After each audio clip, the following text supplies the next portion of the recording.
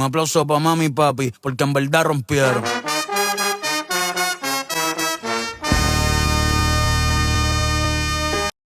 Hi guys, welcome to my first ever YouTube video. और आज मैं आपको बताऊंगी सापा वियतनाम के बारे में। आई वेंट देयर ड्यूरिंग 2025 इन जनवरी। और मैं आपको बताऊंगी कि वहाँ जाते कैसे है, कितने दिन इनफ है एंड घूमने के लिए क्या क्या जगह है और वो वर्थ है या नहीं है, ये तो आप लोग मुझे वीडियो के एंड में बताइएगा। सापा, जिसे वियतनाम का फेरी टेल टाउन भी कह सकते हैं, ये आता कहाँ पर है?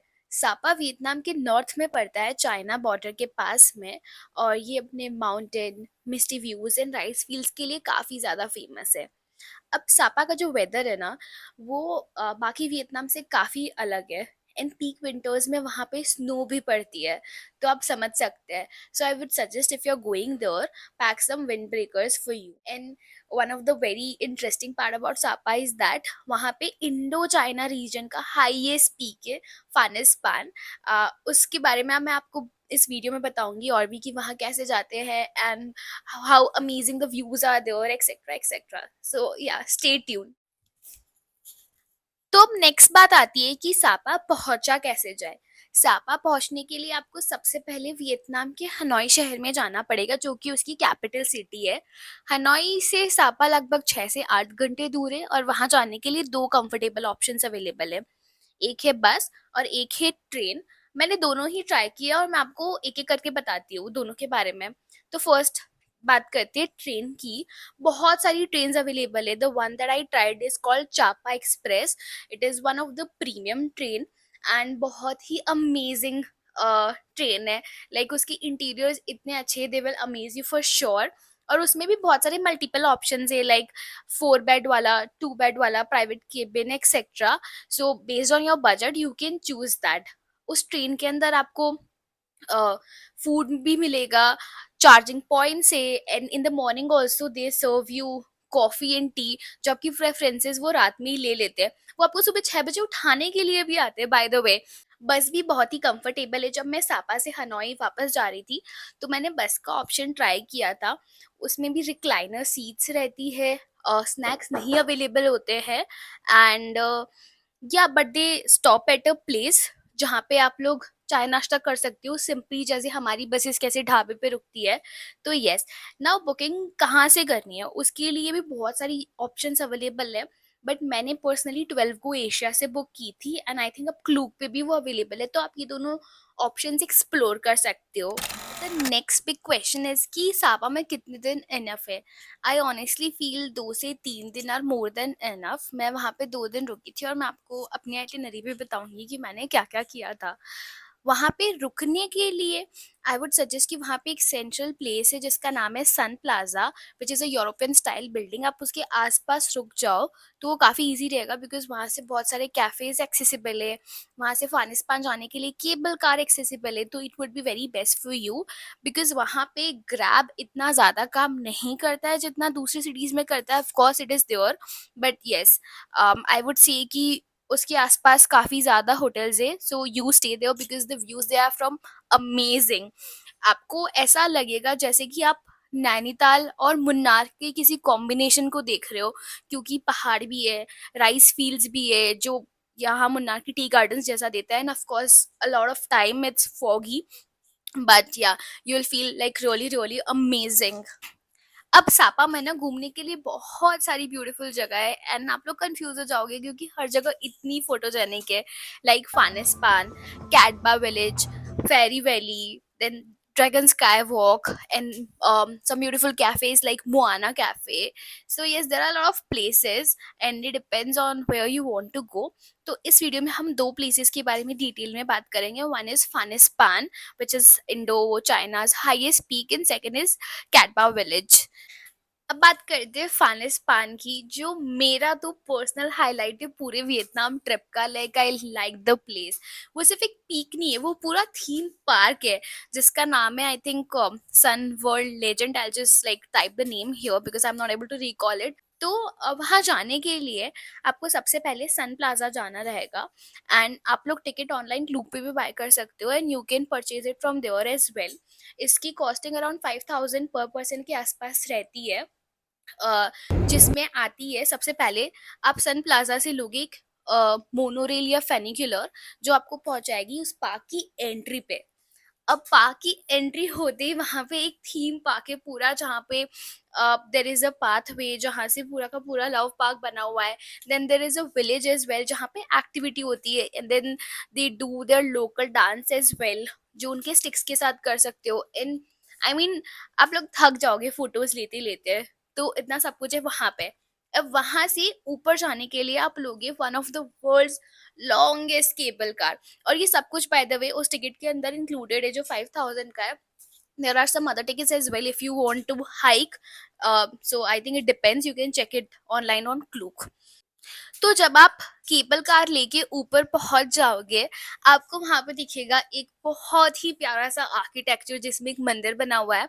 एंड वहां पे बाय द वे एक शॉप है जहाँ पे इतनी अमेजिंग हॉट चॉकलेट मिलती है। I recommend you to try that, it's so amazing, so the views there are very amazing. ना वहां से पीक पे जाने के लिए बहुत सारी सीढ़ियां, अगर आपको वो चढ़ के जाना है, या फिर ट्रैम भी चलती है जो मैंने अर्लियर बताया था पास उसके अंदर इंक्लूडेड है। तो it depends on you what path you want to take. वहाँ पे एक बुद्धा का स्टैचू है, तो वो आप पीक पे जाके देख। एंड वहाँ पे वेदर बहुत ही ज्यादा विंडी रहता है, तो आई रियली सजेस्ट यू कि आप लोग अच्छे से ठंड के कपड़े पहन के जाओ। एंड वहाँ पे खाने के सारे फूड ऑप्शन सब कुछ अवेलेबल है, तो it's amazing experience. But I would suggest कि वहाँ जाने से पहले आप लोग वेदर फोरकास्ट जरूर चेक करें, क्योंकि कितनी बार ऐसा होता है कि आप इतना ऊपर पहुंच गए और पूरा फॉग आ गया तो पूरा मजा किरकिरा हो जाएगा, क्योंकि अगर कुछ व्यूज नहीं दिखाई देंगे। मैं कहना चाहूंगी कि मैं लकी थी क्योंकि मुझे काफी अच्छे व्यूज दिखे ऊपर से। बट आप लोग पूरा वेदर चेक करके जाइएगा, एंड उसके अकॉर्डिंग आप सेम डे क्लूक से टिकट बाय कर सकते हैं।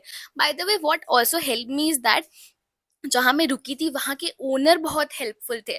तो उस दिन ऐसा लग रहा था जिस दिन मैं जा रही थी कि अब तो बारिश होगी, पूरा फॉग आ जाएगा, क्योंकि सुबह कुछ भी नहीं दिखाई दे रहा था। बट ओनर ने लिटरली ऐसा बोला कि नहीं, क्योंकि उनके एक्सपीरियंस के बेस के ऊपर I don't know what forecast he did, and he said कि नहीं आप जाओ, आज ही जाओ, आपको बहुत अच्छे व्यूज मिलेंगे। And he was like pretty right. So yes, it was one of the best experiences that I had, and I'd really recommend you कि अगर आप जा रहे हो सापा तो आपको फानसपान जाना चाहिए, जो कि इंडो चाइना का हाईएस्ट पीक है।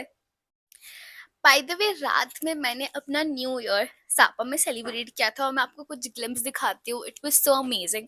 वो लोग आई थिंक वियतनामीज लैंग्वेज में कुछ म्यूजिक गा रहे थे जो मुझे नहीं ही समझ में आ रहा था, but see the vibe, it's so amazing, like people were happy, they were, and there were fireworks etc, everything was happening there. So yes, I mean the city, it was so peaceful, मतलब पूरे Vietnam में अलग vibe आएगी, और सापा में जाके आपको लगेगा कि आप तो किसी और ही किसी अलग जगह आ गए हो। So yes, it's that amazing. By the way food मुझे ऐसा लगा कि बाकी वियतनाम के कंपैरिजन में वहाँ पे थोड़ा सा एक्सपेंसिव है। वो हो सकता है बिकॉज आप इतना पहाड़ के टॉप के ऊपर हो, तो सारी चीजें एक्सपेंसिव हो जाती है। So yes, keep that in mind. Okay, अब नेक्स्ट बात करते हैं कैट कैट विलेज की, जो कि अब कह सकते हो सापा का एक टूरिस्टी स्पॉट है, बहुत ही ज्यादा फोटोजेनिक है। बट आई थिंक सापा गए और वहां नहीं जाना तो एक क्राइम जैसा हो गया। तो लेट्स टॉक अबाउट दैट। वो हिल जो है, हिल के एकदम नीचे की तरफ बना हुआ है। देर is a lot of walking again involve in it. I would suggest कि आप वहाँ की एंट्री गेट तक पैदल जा सकते हो, या फिर आपको वहाँ पे बहुत सारे स्कूटर राइड वाले लोग मिलेंगे।